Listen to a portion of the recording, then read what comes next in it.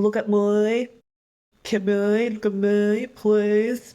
Yeah, that Aussies should get it. I know that there are cultural differences when it comes to eye contact. I absolutely get that. But I'm specifically talking about interviewing for roles in Australia. It's important. You need to have the eye contact going on, and it's a way to signal engagement. It's also a way of signaling truth and honesty in what you're saying and authenticity. A lot of people look at eye contact as signs of that. So if you're applying for roles in Australia, your eye contact needs to be on point and, could be different in other parts of the world, but yeah, in Australia needs to be done.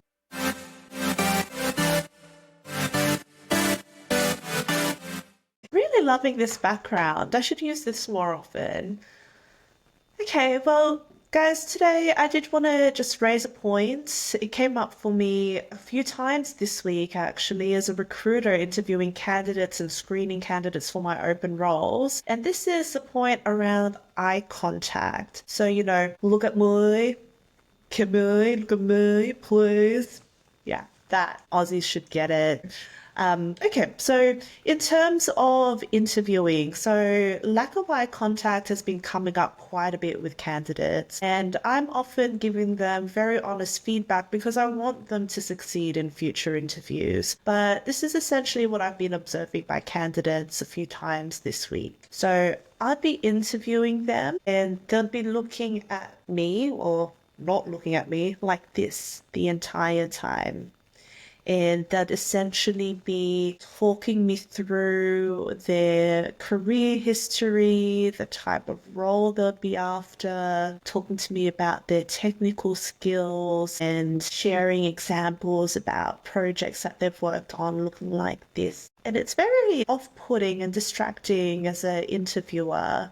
Immediately in my mind, I thought about whether they were using an AI prompter. I know some of this technology exists, so I've spoken with the guys from Apply AI. I know exactly how their technology works, and I think it's brilliant, but it's not supposed to be used in this way. ChatGPT is quite often used by candidates when interviewing, and that obviously came to mind for me as well. But with candidates, I really discourage you from doing this. And the reason why, and I did it through the interview as well, is because interviews can be really fluid. And sometimes they expect you to be rather candid in your response. And, sometimes with interviewers, a good one would be prompting you throughout the interview, asking you to expand a little bit more or unpack an example a little bit more and really dive deep. That was certainly the way that we interviewed at Amazon. And if you were to do an interview like how I just said, where you're looking like this whole entire time and not even looking at me as your interviewer, that's going to raise flags and immediately off-put the hiring manager, and it's going to very likely to eventuate in an unsuccessful outcome. So please don't do that. Be conscious of where, your eye contact is being directed in an interview. Know where your laptop or your computer's camera is positioned and look directly there, as if you are looking at your interviewer in the eye if it's a virtual interview. So that certainly came up quite a bit with interviews this week, and I thought I'd raise that and create a very short video because, yeah, it's not cool. Look, I'm actually not the most innocent person when it comes to this. I do make podcasts, I create content, and sometimes there are some great points that I want to raise in a podcast episode that requires me to read off something. And that's because I really want to make sure that the content gets out there to listeners, to people watching the videos. It's not intended to be a job interview. It's not intended to be, a two-way conversation. It's a little bit more instructive. That's the word. It's supposed to be a lot more instructive in style. and me sort of sharing content directly to whoever is watching. It's not supposed to be a two-way conversation about job questions. So it's not the right time to be doing completely tightly scripted responses. So don't do it with recruiters, don't do it with hiring managers.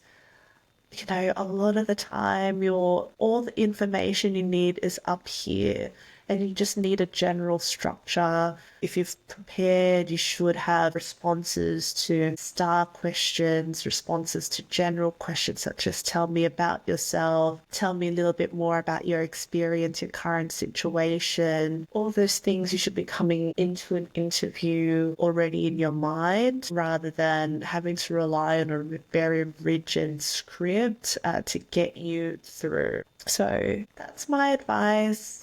I really want to make sure that, candidates feel empowered on their interviews, but yeah, it's an increasingly concerning trend where, people are just not making eye contact in the right way with these candidates when I ask them some, sort of probing questions or, sort of questions a little bit more about them as an individual. They really warmed up eventually once I told them that, hey, it looks like your camera is positioned in the wrong place because the entire interview, I feel like you've been looking at the bottom of your screen rather than engaging with me.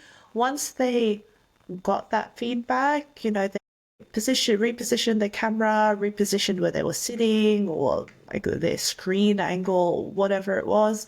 They turned things around and were able to speak in a more candid fashion. And, I felt like I was talking to a human, engaging with a human, independent thinker. So it led to much better outcomes with the interview overall. But yes, please do take this into consideration when you are going into an interview. Make that eye contact because you are over VC, that eye contact, that engagement is even more important because it's not as organic as interviewing in person with another individual on the opposite end of the table.